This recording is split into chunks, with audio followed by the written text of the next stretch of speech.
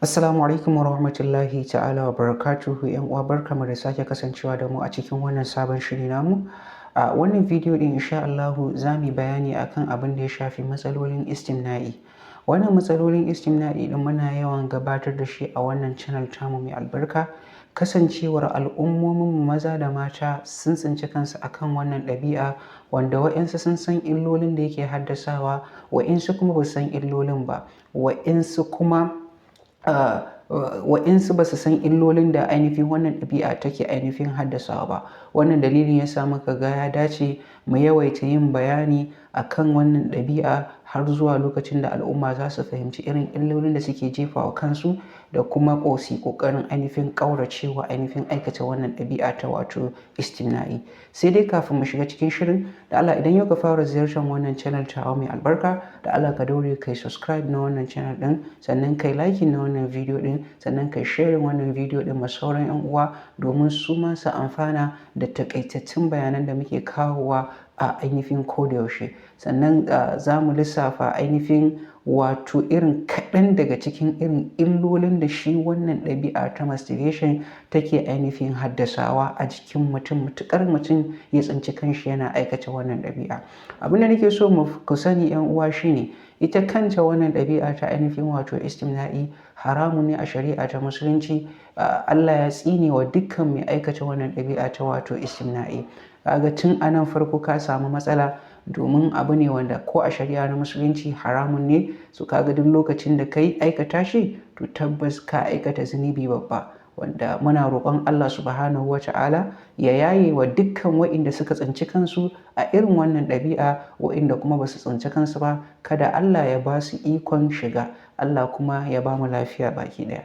Mutumin da ke aikata wannan ɗabi'a ta ainihin masturbation wato istimna'i za ka iya samun shi yana fama da ainihin ƙanƙancewar gaba. Akwai da yawan mutane waɗanda mukan samu tambayoyi daga gare su, mukan samu kiraye-kiraye daga gare su akan abin da ya shafi matsala ta ƙanƙancewar gaba. Idan muka tambaye su shin dama can haka suke, sai ka ji mutum ya ce ma shi wallahi da ba haka yake ba. Ya ɗau tsawon lokaci ne yana aikata masturbation, yana aikata istimna'i, a sanadiyar haka yana kallon gaban nasa yana ƙanƙancewa, amma saboda rashin sani kuma still ya ci gaba da aikata wannan ɗabi'a ta ainihin wato istimna'i, sai daga baya ne ya fahimci cewa ga illolinta kuma ashe ma ba kyau. So wannan ɗabi'a ta istimna'i gaskiya tana ɗaya daga cikin ɗabi'ar da ainihin ɗan adam ko kuma mu ce maza da mata suke aikatawa, wanda yana iya kawo musu matsaloli sosai insha Allah.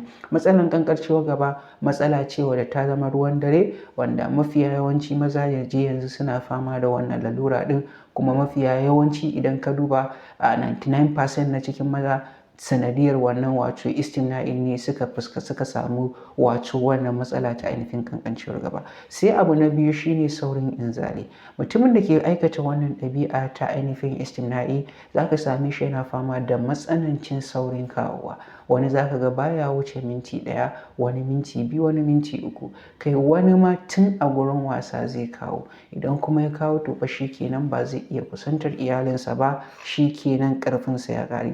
Wanda wannan ba ƙaramin matsala ba ce wadda tana ci ma ainihin maza tuwo a ƙwarya, musamman ma magidanta, domin wannan matsala ce wacce takan iya kawo barazana da cikas a zamantakewa na auratayya matuƙar matar ba a samu mai haƙuri ba. Kai ko da an samu mai haƙuri, tabbas haƙurinta yakan iya gazawa ta zo ta fara ainihin yin abubuwan da ba su ainihin dace ba. Duk da mun sani cewa wannan shi jima'i ko mu ce mu'amala ta auratayya yana ɗaya daga cikin ginshiƙi wanda akan yi aure saboda shi. So idan ya zamanto cewa ɗaya baya samun gamsuwa to tabbas akwai cutarwa. Wannan dalilin yasa za ka ga wa'insu matayen ba sa iya yin haƙuri idan mazajensu suna da irin wannan fuskantar ƙalubale ɗin, za ka ga wa'inta har ainihin rabuwa ake yi. So wannan ɗabi'a ta masturbation ta istimna'i tana ɗaya daga cikin ɗabi'un da suke kawo jefa maza cikin wannan halin ha'ula'i ɗin. Kaga mutum yana ta shan magani, yana ta neman magani, yana ta iyakan ƙoƙarinsa,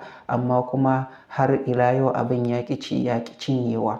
Sannan kuma idan ma ya je ya sha magani na bature maimakon ya samu fawa ɗin, ɗan ƙarfin ma da yake da shi ɗin zai iya rasa shi gaban ya ƙi ainihin tashi. Sai abu na ainihin gaba shine lalacewar mani. Mutumin da ke aikata wannan ɗabi'a in ma mace ce ko namiji to tabbas za ta kamu da matsala wanda ake cewa ainihin condemned sperm ko watery sperm.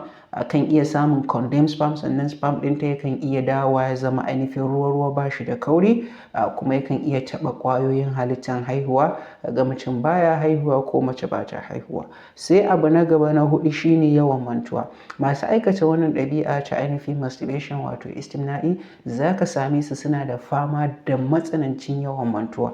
Yanzu za ku yi magana da su, yanzu za su manta. Yanzu za ku yi wani shirye-shirye kuna so ku yi wani abu da su, yanzu za su manta. Saboda abu ne wanda yakan iya taɓa ƙwaƙwalwar mutum, tunaninka da dukkan wani ainihin mu'amalat naka yakan iya lalata ma. Wannan dalilin ya sa waɗansu suke ganin cewa idan mutum yana aikata istimna'i har abin ya zama chronic a jikin shi yakan iya sa mai wato hauka da kuma waɗansu cututtuka ɗin wanda za mu yi bayanin su nan gaba. Wato matsala ta mantuwa matsala ce mai matuƙar illa wanda gaskiya ina ba ma 'yan uwa shawara duk wanda ya tsinci kanshi a wannan ɗabi'a ya dage da roƙon Allah.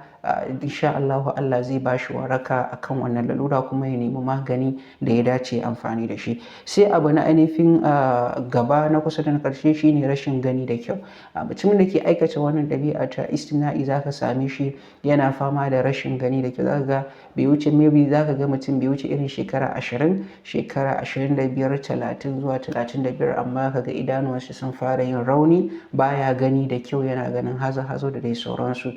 Duk da mun san cewa akwai abubuwa da yawa da sukan iya haddasa irin waɗannan abubuwa, to amma idan ya zamanto cewa kana aikata wannan ɗabi'a to tabbas kai ma za ka tsinci kanka a irin waɗannan mutanen da idanuwansu sun musu rauni, ba sa gani da kyau. Sai abu na ainihin ƙarshe damuwa, ƙunci. Wanda yake aikata wannan ɗabi'a ɗin za ka same shi a kodayaushe yana cikin damuwa, cikin ɓacin rai, cikin ƙunci, cikin tashin hankali. Zuciyar shi tana yawan buga mai da dai sauransu. Irin waɗannan abubuwan duka za ka ga mutum yana ji ya rasa ma shi a duniyar ma kwata-kwata me ke mai daɗi. To waɗannan duka abu ne wanda sanadiyyar istimna'i akan iya wato fuskantar waɗannan ƙalubale ɗin. To 'yan uwa ina mai baka shawara ka yi ƙoƙari ka ainihin daina aikata wannan ɗabi'a domin ka ji kaɗan daga cikin irin illolin da ainihin wannan ɗabi'a ɗin take ainihin haddasawa. Insha Allahu a bidiyon mu na gaba za mu yi bayani akan ainihin hanyoyin da mutum ya kamata ya bi domin daina aikata wannan ɗabi'a ɗin da kuma irin magungunan da ya kamata mutum ya nema. Sannan kafin mu karkare idan kuma kuna buƙatar magani wanda muka haɗa za ku iya tuntuɓar mu ta lambar wayar da muka sa. Insha Allahu a duk inda mai buƙata yake za a tura mai wannan saƙon magani nashi cikin sauƙi. Sannan 'yan uwa da Allah kada a manta a yi like na wannan bidiyo ɗin, sannan a yi ainihin subscribe na channel namu, sannan a yi share ma sauran 'yan uwa domin ci gaba da ainihin samun sababbin shirye-shiryen mu da tsarin mu ɗaura. Mun gode sosai da ainihin kasancewa da mu.